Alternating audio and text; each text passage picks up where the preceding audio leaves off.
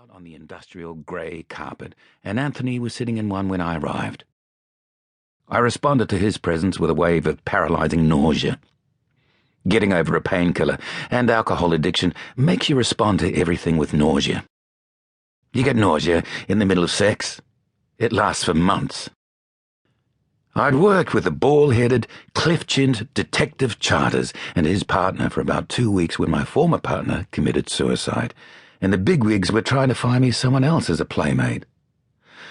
I'd have liked to have stayed with him. He was inspiring, not in a cheesy internet quote way, but in a real way, a way that gets you out of bed.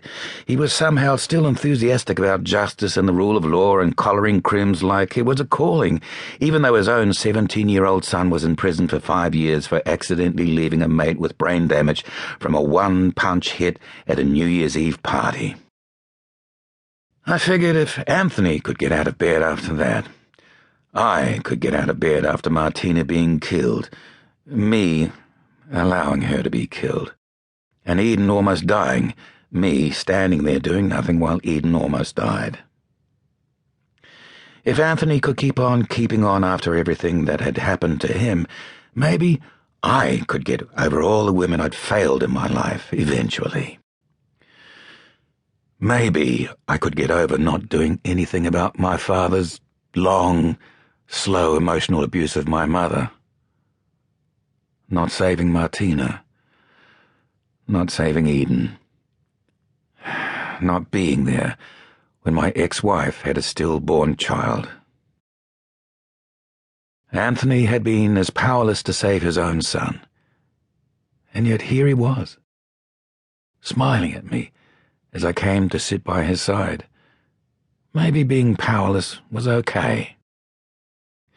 When I'd asked him, Anthony put his unshakable spirit down to the support groups. He attended one for drug addiction, one for victims of crime, and one for anxiety. I thought I'd give it a whirl. It would shut Imogen up. "Francis," he said. I cradled my coffee and licked my scalded pinky. "Anthony? How's the come-down?" "I think I'm past the shakes." I held out my hand for him to see, flat in the air before us. My thumb was twitching slightly. "I'd still murder you for a scotch, though, old mate." "I reckon scotch might be on your trigger words list, mate." "Probably. It's a big list."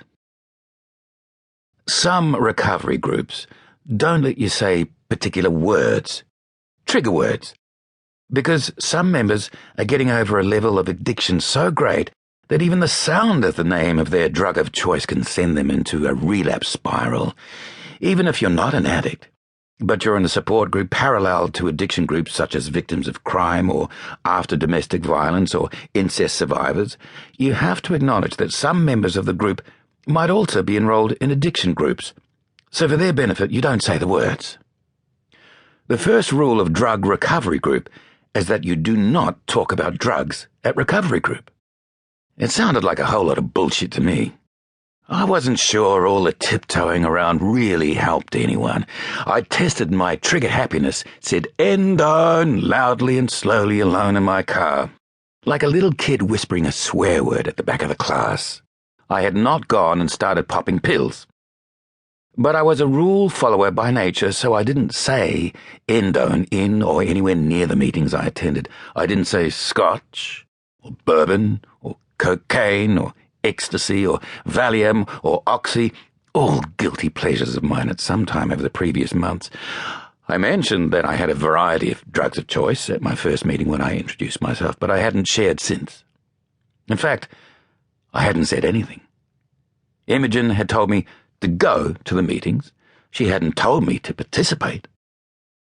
People stopped milling around the treacherous urns when the facilitator, a hard-edged little blonde woman named Megan, came into the room with her large folder of notes and handouts. About 25 of her photocopied handouts were in the bottom of my car, boot-printed and crumpled, hidden in the undergrowth of a forest of takeaway containers and paper bags. Their titles peer at me from beneath old newspapers and cardboard boxes. 6 Ways to Beat Negative Thoughts. How to Tell Your Friends You're in Danger of Self-Harm. When